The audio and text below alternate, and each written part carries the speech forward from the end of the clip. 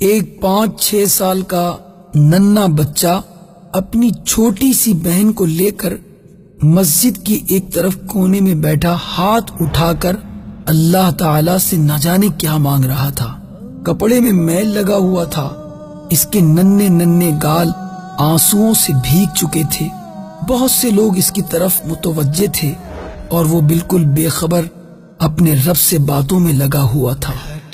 جیسے ہی وہ اٹھا، ایک اجنبی نے بڑھ کر اس کا ننھا سا ہاتھ پکڑا اور اس سے پوچھنے لگا، اپنے رب سے کیا مانگا تم نے؟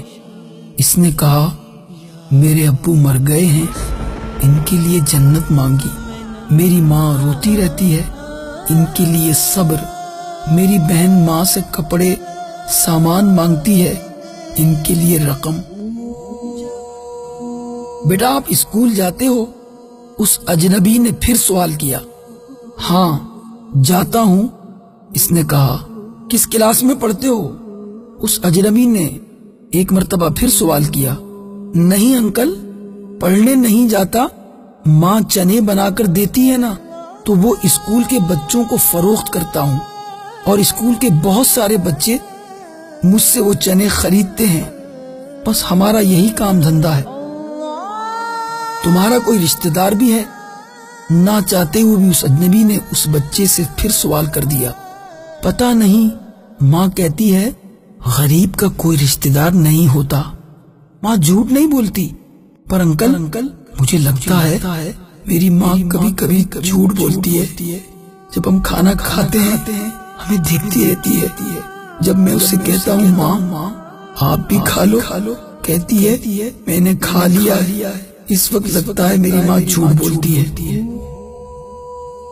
بیٹا اگر تمہارے گھر کا خرچ مل جائے تو تم پڑھائی کرو گے؟ بالکل نہیں۔ کیوں بیٹا؟ دنیاوی تعلیم حاصل کرنے والے غریبوں سے نفرت کرتے ہیں انکل۔ ہمیں کسی پڑھے ہوئے نے کبھی بھی نہیں پوچھا، ہمارے پاس سے گزر جاتے ہیں۔ اجنبی حیران بھی تھا اور پریشان بھی۔ پھر اس بچے نے کہا، ہر روز اس مسجد میں آتا ہوں، کبھی کسی نے نہیں پوچھا۔ یہاں تمام آنے والے میرے والد کو جانتے تھے، مگر ہمیں کوئی نہیں جانتا۔ اب وہ بچہ بہت زور زور سے رونے لگا، کہنے لگا، انکل جب باپ مر جاتا ہے تو سب اجنبی کیوں ہو جاتے ہیں؟ اس بچے کا میرے پاس کوئی جواب نہیں تھا۔ صلو علی الحبیب صلی اللہ علیہ وسلم۔ اللہ کی رضا کی نیت سے جو خوش نصیب یتیموں کے سر پر دست شفقت پھیرتے ہیں، ان کو حضور سراپے نور کی بشارت ہو۔